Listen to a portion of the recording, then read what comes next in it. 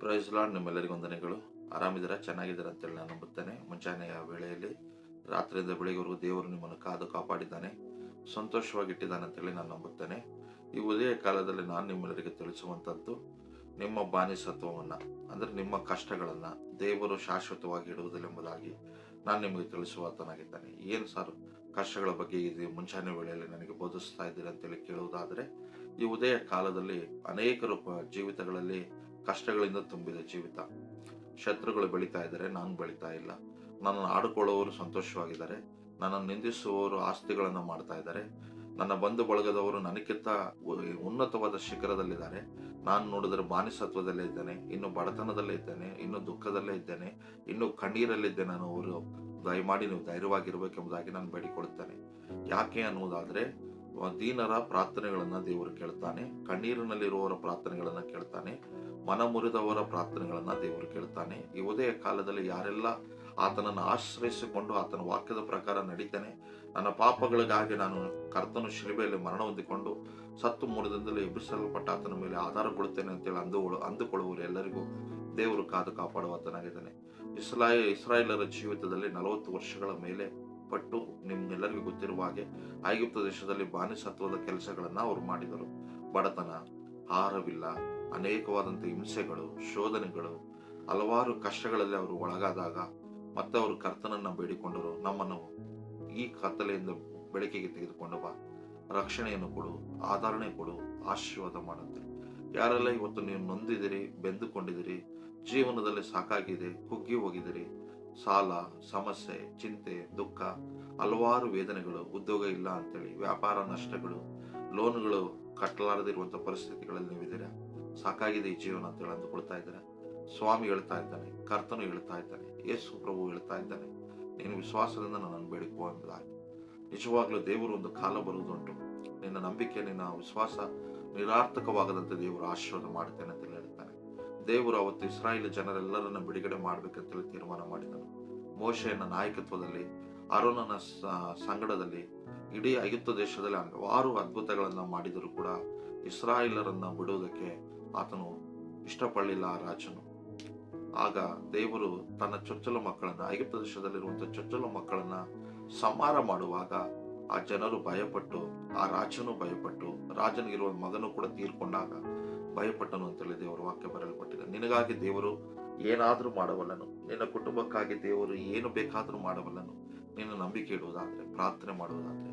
ಅವತ್ತು ಐಗುಪ್ತ ದೇಶದಲ್ಲಿರುವಂತಹ ಜನರಿಗೋಸ್ಕರ ಕರ್ತನು ಇಳಿದು ಬಂದ ಹಾಗೆ ನೀನಿರುವಂತ ಮನೆ, ನೀನಿರುವಂತ ಹಳ್ಳಿ, ನೀನಿರುವಂತ ಸಿಟಿ, ನೀನಿರುವಂತ ಅಪಾರ್ಟ್ಮೆಂಟ್, ಯಾವುದೇ ಸ್ಥಳದಲ್ಲಿರು, ಯಾವುದೇ ಅಡವಿಯಲ್ಲಿರು, ಯಾವುದೇ ಬಸ್ಸಲ್ಲಿರು, ಎಲ್ಲೇ ಇರು, ನಿನ್ನ ಪರಿಸ್ಥಿತಿ ಸರಿ ಇಲ್ಲ ಅಂದಾಗ ಆತನು ದೇವದೂತನಂತೆ, ಆತನು ದೇವದೂತರನ್ನು ಕಳಿಸುವುದಲ್ಲದೆ ಆತನು ನಿನಗೆ ಒಬ್ಬ ದೂತನಾಗಿ ನಿನ್ನ ಜೀವಿತದಲ್ಲಿ ಕಾರ್ಯ ಮಾಡೋದಕ್ಕೆ ಇಷ್ಟಪಡುವ ಆತನು ಕೂಡ ಆಗಿದ್ದಾನೆ. ಅವತ್ತು ದೇವರು ಮೋಶೆಯನ್ನು ಕಳಿಸಿದಾಗ ನಿನಗೋಸ್ಕರ ದೇವರು ರಕ್ಷಣೆಯ ಧ್ವಜವನ್ನು ಹಾರಿಸುವುದಕ್ಕೆ ಸಿದ್ಧನಾಗಿದ್ದಾನೆ. ಇವತ್ತಿನ ಒಂದು ವಾಕ್ಯದಲ್ಲಿ ನೀವು ನೋಡೋದಾದ್ರೆ, ಅವತ್ತು ಇಸ್ರಾಯೇಲ್ ಜನರನ್ನು ಹೇಗೆ ಕಾಪಾಡಿದನೋ ಹಾಗೆ ನಾನು ನಿನ್ನನ್ನು ಕಾಪಾಡಿ ನಿನ್ನನ್ನು ಮತ್ತೆ ಎಲ್ಲರ ಮುಂದೆ ಅತ್ಯಧಿಕವಾದ ಐಶ್ವರ್ಯದಲ್ಲಿ ತುಂಬಿಸುತ್ತೇನೆ, ಆರ್ಥಿಕವಾಗಿ ನಿನ್ನನ್ನು ಬಲಪಡಿಸುತ್ತೇನೆ ಎಂಬುದಾಗಿ ದೇವರು ವಾಗ್ದಾನ ಕೊಡ್ತಾ ಇದ್ದಾನೆ. ಇವತ್ತು ನಾನು ಎಲ್ಲರಿಗಿಂತ ಬಡವನು ಅನ್ನುವಂಥ ಪದ ತೆಗೆದಾಕ್ರಿ, ನನ್ನ ಹತ್ರ ಏನೂ ಇಲ್ಲ ಅಂತೇಳಿ ಅನ್ಬೇಡ್ರಿ. ದೇವರು ನಿನ್ನ ಪ್ರಾರ್ಥನೆ ಕೇಳ್ತಾನೆ, ಆಶೀರ್ವಾದ ಮಾಡ್ತೀನಿ ಅಂತೇಳಿ ಹೇಳ್ತಾನೆ. ಕೀರ್ತನೆ 105 37ನೇ ವಚನ, 38ನೇ ವಚನ, ಇವೆರಡು ವಚನಗಳನ್ನ ನಾವು ದಾನ ಮಾಡಿಕೊಳ್ತಾ ಇದ್ದೇವೆ. 37ನೇ ವಚನದಲ್ಲಿ ದೇವರ ವಾಕ್ಯ ಏನಿದೆ ಬರೆಯಲ್ಪಟ್ಟಿದೆ, ಇಸ್ರಾಯೇಲರನ್ನು ಬೆಳ್ಳಿ ಬಂಗಾರಗಳ ಸಹಿತವಾಗಿ ಹೊರಗೆ ಬರ ಮಾಡಿದನು, ಅವರ ಕುಲಗಳಲ್ಲಿ ಒಬ್ಬನಾದರೂ ಎಡುವವನು ಇರಲಿಲ್ಲ ಅಂತೇಳಿ ಬರೆಯಲ್ಪಟ್ಟಿದೆ. ಇಸ್ರಾಯೇಲರನ್ನ ದೇವರು ಅಲ್ಲಿಂದ ಹೊರಗಡೆ ತೆಗೆದುಕೊಂಡು ಬರುವಾಗ ಬರಿಗೈಲಿ ಕರ್ಕೊಂಡು ಬರಲಿಲ್ಲ ಅಂತೆ, ಅವರನ್ನ ಬೆಳ್ಳಿ ಬಂಗಾರಗಳಿಂದಲೂ ತುಂಬಿಸಿಕೊಂಡು ಬರುವಂತೆ ದೇವರು ಆಜ್ಞಾಪನೆ ಕೊಟ್ಟನು ಅಂತೇಳಿ ದೇವರ ವಾಕ್ಯ ಹೇಳ್ತದೆ. ನಾನು ನಿಮಗೆ ತಿಳಿಸ್ಬೇಕಾದ್ರೆ, ವಿಮೋಚನೆ ಕಾಂಡದಲ್ಲಿ ಕೂಡ ಸತ್ಯವೇದದಲ್ಲಿದೆ, 12ನೇ ಅಧ್ಯಾಯ 35, 36, ವಿಮೋಚನೆ ಕಾಂಡ 35, 36ರಲ್ಲಿ ಹೇಳ್ತಾನೆ, ಇಸ್ರಾಯೇಲರು ಮೋಶೆಯ ಮಾತಿನ ಮೇರೆಗೆ ಐಗುಪ್ತರಿಂದ ಬೆಳ್ಳಿ ಬಂಗಾರದ ಒಡವೆಗಳನ್ನು ಬಟ್ಟೆಗಳನ್ನು ಕೇಳಿಕೊಂಡರು. ಯೆಹೋವನು ಅವರ ಮೇಲೆ ಐಗುಪ್ತರಲ್ಲಿ ದಯೆಯನ್ನು ಹುಟ್ಟಿಸಿದ್ದರಿಂದ ಅವರು ಕೇಳಿಕೊಂಡಿದ್ದನ್ನು ಕೊಟ್ಟರು. ಹೀಗೆ ಇಸ್ರಾಯೇಲರು ಐಗುಪ್ತರ ಸೊತ್ತನ್ನು ಸುಲುಕೊಂಡರು ಅಂತೇಳಿ ಬರೆಯಲ್ಪಟ್ಟಿದೆ. ಐಗುಪ್ತ ದೇಶದಲ್ಲಿ ಬಟ್ಟೆಗಳು, ಬಂಗಾರ, ಬೆಳ್ಳಿ ಇವೆಲ್ಲಗಳನ್ನ ಅವರನ್ನ ಕೇಳಿದಾಗ ಅವರು ತಾಚು ತಪ್ಪದೆ ಅವರು ಭಯಪಟ್ಟು, ದೇವರಿಗೆ ಭಯಪಟ್ಟು, ಇಸ್ರಾಯೇಲ್ ಜನರು ಏನೆಲ್ಲ ಕೇಳಿದರೋ ಅವೆಲ್ಲವುಗಳನ್ನ ತೆಗೆದುಕೊಂಡು ಅವರು ಬಂದರು ಎಂಬುದಾಗಿ ಸತ್ಯವೇದವು ನಮಗೆ ತಿಳಿಸ್ತಾ ಇದೆ. ಈ 105ನೇ ಕೀರ್ತನೆಯಲ್ಲಾಗಲಿ, ವಿಮೋಚನೆ ಕಾಂಡ, ಈಗ ನಾವು ಓದಿದಂತ ಆ ವಿಮೋಚನೆ ಕಾಂಡದಲ್ಲಿ ಇರುವಂತಹ ವಾಕ್ಯದಲ್ಲಾಗಿರಲಿ 38, 39 ವಚನಗಳನ್ನು ನಾನು ಧ್ಯಾನ ಮಾಡುವಾಗ ದೇವರು ನನಗೆ ತಿಳಿಸುತ್ತೇನೆಂದರೆ, ನಮ್ಮನ್ನ ಬರಿಗೈಯಲ್ಲಿ ಎಲ್ಲಿಂದಲೂ ನಮ್ಮನ್ನು ಕಳಿಸುವುದಿಲ್ಲ. ದೇವರು ಆಶೀರ್ವಾದ ಮಾಡಿ ಕಳಿಸುವಾತನಾಗಿದ್ದಾನೆ. ಆ ಇಸ್ರಾಯೇಲರು ಬರುವಾಗ ಆಸ್ತಿ ಅಂತಸ್ತುಗಳು ಇಲ್ಲದೆ ಇರುವಂತ ದೀನ ದರಿದ್ರದಲ್ಲಿ ಇರುವಾಗ ದೇವರು ಐಗುಪ್ತ ದೇಶದಿಂದ ಕಾನಾನು ದೇಶಕ್ಕೆ ವಾಗ್ದಾನ ಮಾಡಿದ ಭೂಮಿಗೆ ಕರೆದುಕೊಂಡು ಹೋಗುವಾಗಲೇ ಮೊದಲನೇ ಸೂಚಕ ಕಾರ್ಯ ಅವರ ಜೀವಿತದಲ್ಲಿ ಮಾಡಿದ್ದು, ಐಗುಪ್ತರನ್ನು ಕೊಳ್ಳೆ ಹೊಡೆದರಂತೆ. ಐಗುಪ್ತ ದೇಶದಲ್ಲಿರುವಂತ ಸರ್ವ ಸಂಪತ್ತುಗಳನ್ನ, ಬಟ್ಟೆಗಳನ್ನ, ದವಸ ಧಾನ್ಯಗಳನ್ನ, ಎಳ್ಳೆ ಮಾಡುವಂತ ಕೊಣಿವೆಗಳನ್ನ, ಪ್ರತಿಯೊಂದರುಗಳನ್ನ, ಕತ್ತೆ, ಒಂಟೆ ಎಲ್ಲವುಗಳನ್ನ ರಾಶಿ ರಾಶಿಯಾಗಿ ಇವರಿಗೆ ಎಷ್ಟು ಬೇಕಾಗಿದೆಯೋ ಪ್ರತಿಯೊಬ್ಬ ವ್ಯಕ್ತಿಗಳು ತನ್ನ ಕುಟುಂಬಗಳಿಗಾಗಿ ತೆಗೆದುಕೊಂಡು ಬಂದನಂತೆ. ಅಂತ ಒಳ್ಳೆಯ ದೇವರಾಗಿದ್ದಾನೆ. ನಮ್ಮನ್ನು ತಾಚು ತಪ್ಪದೆ ಕೈ ಬಿಡುವಂತ ದೇವರಾಗಿದ್ದಾನೆ. ಕೀರ್ತನೆ 9ನೇ ಅಧ್ಯಾಯ 9ನೇ ವಚನದಲ್ಲಿ ಹೇಳ್ತಾನಲ್ಲ, ಕುಗ್ಗಿದವರಿಗೆ ನಾನು ಆಶ್ರಯ ಕೊಡುವಾತನಾಗಿದ್ದೇನೆ, ಆಪತ್ ಕಾಲದಲ್ಲಿ ನಾನು ಅವರಿಗೆ ಆಶ್ರಯ ದುರ್ಗವಾಗಿದ್ದೇನೆ ಅಂತೇಳಿ ಹೇಳಿದ ಹಾಗೆ, ದೇವರನ್ನು ಮೊರೆ ಹೊಕ್ಕುವವರನ್ನ, ಪ್ರಾರ್ಥಿಸುವವರನ್ನ ಮತ್ತು ಬೇಡಿಕೊಳ್ಳುವವರು, ಪಶ್ಚಾತ್ತಾಪ ಪಡುವವರನ್ನ, ದೇವರ ಮೇಲೆ ಆಧಾರಗೊಂಡು ಜೀವಿಸುವವರಿಗೆ ಎಂದಿಗೂ ಕೈ ಬಿಡುವುದಿಲ್ಲ. ಆತನು ಯಾವಾಗಲೂ ತಮ್ಮ ಮನೆಗಳನ್ನು ಆಶೀರ್ವಾದ ಮಾಡ್ತಾನೆ. ಇವತ್ತು ನಿನ್ನ ಮನೆಯಲ್ಲಿ ಬೆಳ್ಳಿ ಬಂಗಾರ ಹಣ ಇಲ್ಲ, ಬರೀ ಸಾಲಗಳೇ ಇದೆ, ಚಿಂತೆಗಳಿದೆ, ದುಃಖಗಳಿದೆ ಅಂತ ಅನ್ನೋದಾದ್ರೆ ನಿನ್ನ ಕಣ್ಣೀರು ಒರೆಸೋದಕ್ಕಾಗಿ ದೇವರು ಬರುವಾತನಾಗಿದ್ದಾನೆ. ನಿನ್ನನ್ನು ಮತ್ತೆ ನಿನ್ನ ಪ್ರಾಂತದಲ್ಲಿ, ನೀನಿರುವ ಮನೆಯಲ್ಲಿ ಸಮೃದ್ಧಿಯಾದ ಐಶ್ವರ್ಯವನ್ನು ಕೊಡುವಾತನ ಇದ್ದಾನೆ. ಏನು ಸಂಪಾದನೆ ಮಾಡ್ಬೇಕಂತ ಅನ್ಕೊಂಡಿದ್ಯಾ, ಯಾವ ಹೊಲಗಳು ಬೇಕಂತೇಳಿ ಅನ್ಕೊಳ್ತಾ ಇದೆಯಾ, ತೋಟ ಅನ್ಕೊಳ್ತಾ ಇದೆಯೋ, ಕಾರ್ ಅನ್ಕೊಳ್ತಾ ಇದೆಯೋ, ಬಂಗ್ಲೆ ಅನ್ಕೊಳ್ತಾ ಇದೆಯೋ, ಅಥವಾ ನಿನ್ನ ಮಕ್ಕಳಿಗೆ ಮದುವೆ ವಿಷಯದಲ್ಲಿ ಆಲೋಚನೆಗಳನ್ನು ಮಾಡ್ತಾ, ಎಲ್ಲವುಗಳಲ್ಲಿ ದೇವರು ಅದ್ಭುತ ರೀತಿಯಲ್ಲಿ ದೇವರು ನಡೆಸಿ ಆಶೀರ್ವಾದಗಳನ್ನ ಮಾಡ್ತೀನಿ ಎಂಬುದಾಗಿ ಹೇಳ್ತಾನೆ. ನಿಮ್ಮ ವೈರಿಗಳು ಸಂತೋಷವಾಗಿದ್ದಾರೆ ಅಂತೇಳಿ ಯಾವತ್ತು ಅಂದುಕೊಳ್ಬೇಡ್ರಿ. ನಿಮ್ಮ ವೈರಿಗಳಿಗೆ ಕೂಡ ದೇವರು ಭಯಪಡಿಸುವ ಆತನಾಗಿದ್ದಾನೆ.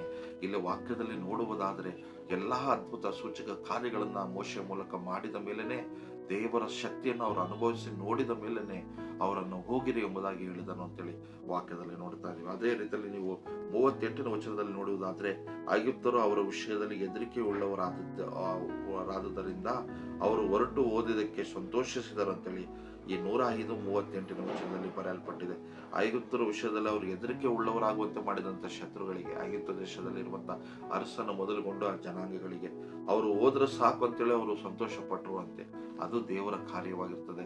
ನಿನ್ನ ವೈರಿಗಳ ಮುಂದೆ ನಿನಗೆ ಔತಣವನ್ನು ಸಿದ್ಧ ಮಾಡ್ತಾನೆ. ಕೀರ್ತನೆ 23, 1-6 ವಚನಗಳಲ್ಲಿ ಹೇಳಿದ ಹಾಗೆ ದೇವರು ನಿನ್ನ ಜೀವಿತದಲ್ಲಿ ಅನೇಕ ಆಶೀರ್ವಾದಗಳನ್ನು ಕೂಡ ಮಾಡುತ್ತಾನೆ. ಅವತ್ತು ಅವರು ಬರಿಗೈಯಲ್ಲಿ ಬರದಂತೆ ಸಮೃದ್ಧಿಯಾಗಿ ಐಶ್ವರ್ಯ, ಬೆಳ್ಳಿ, ಬಂಗಾರಗಳಿಂದ ನೀನು ಉದ್ಯೋಗ ಮಾಡುವಂತ ಸ್ಥಳದಲ್ಲಿ, ವ್ಯಾಪಾರದಲ್ಲಿ, ಪ್ರತಿಯೊಂದರಲ್ಲಿ ನಿನಗೆ ಮತ್ತೆ ಸಮೃದ್ಧಿಯಾಗಿ ನಿನ್ನ ಶತ್ರುಗಳಿಂದಲೂ ನಿನ್ನ ವೈರಿಗಳಿಂದಲೂ ನಿನ್ನನ್ನು ಪತನಗೊಳಿಸುವವರ ಮುಂದೆ ಕೊಳ್ಳೆ ಹೊಡೆಯುವಾಗೆ ದೇವರು ನಿನ್ನನ್ನು ಆಶೀರ್ವಾದ ಮಾಡ್ತಾನೆ. ಅವರೇ ಧಾರಾಳವಾಗಿ ನಿನಗೆ ಕೊಡುವಾಗ ದೇವರು ಆಶೀರ್ವಾದಗಳನ್ನು ಮಾಡುತ್ತಾನೆ. ಯಾರಿಂದ ನೀನು ಮೋಸ ಹೋಗಿದೆಯೋ ಅವರೇ ನಿನ್ನನ್ನು ಕೈ ಹಿಡಿಯುವಾಗ ದೇವರು ಮಾಡುತ್ತಾನೆ. ಯಾರು ನಿನ್ನ ಕುಟುಂಬವನ್ನು ಪತನ ಮಾಡಬೇಕಂತ ಅಂದುಕೊಂಡಿದ್ದಾರೆ ಅವರೇ ಕೈ ಹಿಡಿಯುವಂತೆ ದೇವರು ಮಾಡುವಂತನಾಗಿದ್ದಾನೆ. ದೇವರ ವಾಕ್ಯದಲ್ಲಿ ಬರೆಯಲ್ಪಟ್ಟಿದೆ, ನಿನ್ನನ್ನು ಮೇಲೆ ಕೆತ್ತುತ್ತಾನೆ, ಆಶೀರ್ವಾದಗಳನ್ನು ಮಾಡುತ್ತಾನೆ. ಯಾರು ಭಯಪಡಬೇಡ್ರಿ. ಮತ್ತೆ ನಿನ್ನ ಜೀವಿತದಲ್ಲಿ ಬಂಗಾರವು, ಬೆಳ್ಳಿಯು ಏನು ಒತ್ತಿಟ್ಟಿದೆಯೋ, ಏನು ಕಳ್ಕೊಂಡಿದೆಯೋ, ಏನು ನಿನ್ನ ಜೀವಿತದಲ್ಲಿ ಸಾಲದ ರೂಪದಲ್ಲಿ ಎಲ್ಲವನ್ನು ಹಾಳು ಮಾಡಿಕೊಂಡಿದೆಯೋ, ಮತ್ತೆ ಹಿಂತಿರುಗಿ ದೇವರು ಬೆಳ್ಳಿ ಬಂಗಾರಗಳನ್ನು 2026ರಲ್ಲಿ ಕೊಡುವಾತನಾಗಿದ್ದಾನೆ. ಮತ್ತೆ ನಿನ್ನ ಸಾಲಗಳು ತೀರಿಸುವಂತವನಾಗಿದ್ದಾನೆ. ಹೊಲದ ಕೋರ್ಟ್ ಸಮಸ್ಯೆಗಳು ಏನಿದೆ ಅದೆಲ್ಲ ಬಿಡುಗಡೆ ಆಗುವಂತದ್ದಾಗಿದೆ. ಉದ್ಯೋಗ ಇಲ್ಲದವರಿಗೆ ಅನೇಕ ಯೌವನಸ್ಥರು ಒಳ್ಳೆ ಉತ್ತಮವಾದ ಉದ್ಯೋಗಗಳನ್ನ ಈ ವರ್ಷದಲ್ಲಿ ಪಡ್ಕೊಳ್ಳುವಾಗ ದೇವರು ಕೃಪೆ ಕೊಡ್ತಾನೆ. ಅನೇಕ ವರ್ಷಗಳಿಂದ ಮದುವೆಗಾಗಿ ಎದುರು ನೋಡ್ತಾ ಇದ್ದಾರೆ, ಎಲ್ಲಿ ಹೋದ್ರೂ ಕೂಡ ರಿಜೆಕ್ಟ್ ಆಗ್ತಾ ಇದೆಯಲ್ಲ, ಅದನ್ನು ಕೂಡ ದೇವರು ಅದ್ಭುತ ರೀತಿಯಲ್ಲಿ ನಡೆಸುವಂತನಾಗಿದ್ದಾನೆ. ಅನೇಕ ದಿನಗಳಿಂದ ಕ್ಯಾನ್ಸರ್ ಇಂದ ಬಾಧೆ ಪಡ್ತಾ ಇದೆ, ಕಿಡ್ನಿ ಸಮಸ್ಯೆಯಿಂದ ಬಾಧೆ ಪಡ್ತಾ ಇದೆ, ಶುಗರ್ ಸಮಸ್ಯೆಗಳಿಂದ ಬಾಧೆ ಪಡ್ತಾ ಇದೆ, ರಾತ್ರಿ ನಿದ್ದೆ ಇಲ್ಲ, ಅನೇಕ ಕೆಟ್ಟ ಕೆಟ್ಟ ಕನಸುಗಳಲ್ಲಿ ಇರುವಂತ ನಿಮ್ಮನ್ನು ಕೂಡ ದೇವರು ಈ ಒಂದು ವಾಕ್ಯದ ಮೂಲಕ ನಿಮ್ಮನ್ನು ಬಿಡುಗಡೆ ಮಾಡುವ ಆತನಾಗಿದ್ದಾನೆ. ಈ 2026ರಲ್ಲಿ ನೀನು ಭರವಸೆ, ವಿಶ್ವಾಸವನ್ನು ಇಡು. ಅನೇಕ ಅದ್ಭುತಗಳನ್ನ ನಿನ್ನ ಜೀವಿತದಲ್ಲಿ ಮಾಡ್ತಾನೆ. ಅನೇಕ ವರ್ಷಗಳಿಂದಲೂ ನಿನಗೆ ಗರ್ಭಫಲ ಇಲ್ಲ ಅಂತೇಳಿ ಅಳ್ತಾ ಇದೆಯಲ್ಲ, ನಿನ್ನ ಕಣ್ಣೀರು ಒರೆಸೋದಕ್ಕಾಗಿ ಅವತ್ತು ಐಗುಪ್ತ ದೇಶದಲ್ಲಿರುವ ಇಸ್ರಾಯೇಲರ ಕಣ್ಣೀರು ಒರೆಸಿದ ಹಾಗೆ ನಿನ್ನ ಗರ್ಭಫಲವನ್ನು ದೇವರು ಬಹುಮಾನವಾಗಿ ನಿನಗೆ ಮತ್ತೆ ಕೊಡುವುದಕ್ಕೆ ಸಿದ್ಧನಾಗಿದ್ದಾನೆ. ಹಲವಾರು ಗಂಡ ಹೆಂಡತಿ ಜೀವಿತದಲ್ಲಿ ಬಿರುಕುಗಳು, ಸಮಸ್ಯೆಗಳು ಇದೆ, ಕಟ್ಟುವಂತೆ ದೇವರು ಮತ್ತೊಂದು ದೊಡ್ಡ ಕಾರ್ಯಗಳನ್ನು ಮಾಡ್ತಾ ಇದ್ದಾನೆ. ಯಾರೆಲ್ಲ ವ್ಯಾಪಾರದಲ್ಲಿ ಸೋತೋಗಿದರೋ, ಅಯ್ಯೋ ಸಾಕು ಅನ್ಕೊಳ್ತಾ ಇದ್ದಾರೋ, ನಿನ್ನ ಮರಣವನ್ನು ತೆಗೆದುಹಾಕಿ, ನಿನ್ನ ಶಾಪದ ಕೊಂಡಿಯನ್ನು ತೆಗೆದುಹಾಕಿ ಮತ್ತೆ ಆಶೀರ್ವಾದಗಳನ್ನು ಮಾಡ್ತೀನಿ ಅಂತ ಹೇಳ್ತಾನೆ. ಧೈರ್ಯವಾಗಿರಿ, ನಂಬಿಕೆಯಿಂದಿರಿ. ದೇವರು ಮತ್ತೆ ನಿನ್ನನ್ನು ಐಶ್ವರ್ಯದಿಂದ ತುಂಬಿಸಲಿ, ಅನೇಕ ಬಲವಾದ ಕೃಪೆಯಿಂದ ತುಂಬಿಸ್ತಾನೆ. ಕಳೆದುಕೊಂಡದಕ್ಕಿಂತ 2ರಷ್ಟು 100ರಷ್ಟು ಆಶೀರ್ವಾದಗಳು ಯೋಬನ ಜೀವಿತದಲ್ಲಿ ಬಂದಾಗ ನಿನ್ನ ಜೀವಿತದಲ್ಲಿ ಮತ್ತೆ ಬರ್ತದೆ. ಸೋತೋಗಿದ್ದೇನೆ ಅಂತೆಲ್ಲ ಅನ್ಕೊಳ್ಬೇಡ್ರಿ, ಗೆಲ್ತೀಯ, ಆಶೀರ್ವಾದ ಹೊಂದಿಕೊಳ್ತೀಯ. ಪ್ರಾರ್ಥನೆ ಮಾಡೋಣ. ದೇವರೇ ಈ ಮಕ್ಕಳನ್ನು ಆಶೀರ್ವಾದ ಮಾಡು. ಪ್ರಾರ್ಥಿಸುವ ಎಲ್ಲರ ಪ್ರಾರ್ಥನೆ ಕೇಳಿ ಅಂದು ಇಸ್ರಾಯೇಲ್ ದೇಶದ ಜನರನ್ನ, ಐಗುಪ್ತ ದೇಶದಲ್ಲಿ ಇರುವಂತ ಆ ಬಾನಿಸತ್ವದಲ್ಲಿರುವಂತ ಈ ಜನರನ್ನ ದೇವರ ಬಿಡುಗಡೆಗೆ ಮನಸ್ಸು ಮಾಡಿದಾಗೆ ಎಲ್ಲರ ಬಿಡುಗಡೆಗೆ ಮನಸ್ಸು ಮಾಡು. ಅಂದು ಮೋಶೆಯ ಮೂಲಕ ಮಾಡಿದ ನಾಯಕತ್ವದ ಕಾರ್ಯವನ್ನ ಇವರ ಕುಟುಂಬಗಳಲ್ಲಿ ಕಾರ್ಯಗಳನ್ನು ಮಾಡು, ಆಶೀರ್ವಾದಗಳನ್ನು ಮಾಡು. ನಂಬಿದವರಿಗೆ ಅದ್ಭುತಗಳನ್ನು, ಸೂಚಕ ಕಾರ್ಯಗಳನ್ನು ಮಾಡು. ಅವರ ಜೀವಿತದಲ್ಲಿ ಕಳೆದುಕೊಂಡ ಬೆಳ್ಳಿ, ಬಂಗಾರ, ಐಶ್ವರ್ಯ, ಕಟ್ತಾ ಇರುವಂತ ಮನೆ, ಹೊಸ ಜಾಗ ತೆಗೆದುಕೊಂಡು ಸಾಲದಲ್ಲಿ ಮುಳುಗಿದ ಈ ಜನರೆಲ್ಲರನ್ನು ಗುಣಪಡಿಸಿ ಅದ್ಭುತ ಮಾಡಿ, ಬಿಡುಗಡೆ ಮಾಡಿ, ಆಶೀರ್ವಾದ ಮಾಡು ತಂದೆ. Amen, amen. God bless you. ದೇವರು ನಮ್ಮನ್ನು ಆಶೀರ್ವಾದ ಮಾಡಲಿ. ಆಮೇನ್.